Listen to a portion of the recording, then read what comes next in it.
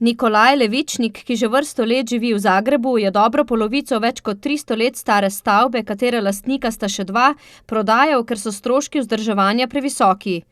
Hiša je prazna, razen gor stranka ima svoje prostore. Lokali so pač urejeni, ki so dol. V sami hiši tam pa, ker so stanovanja, je pa obupno. Fichtenauova hiša je bila v približno takem obsegu, kot je zdaj zgrajena sredi 18. stoletja. Že konec 18. stoletja je prišla v last družine Fichtenau in je ostala praktično do pred nekaj let, ko je prišlo do delnih odkupov. Zanimivo je tudi to, da so v tej stavbi skoraj vse 19. stoletje opravljali poštno službo.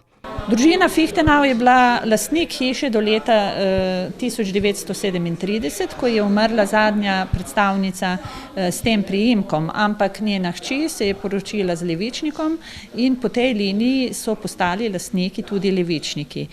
Zdajšnji lastnik je propadajočo nepremičnino želel prodati nekomu, ki jo bo lahko s svojimi sredstvi obnovil.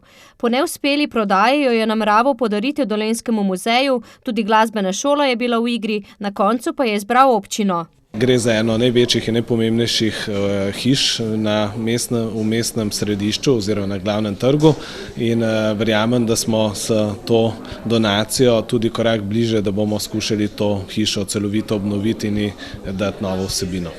V muzeju so predlagali, da bi v stavbi postavili razstavo o zgodovini Novega mesta, za kar že nekaj let iščejo prostore.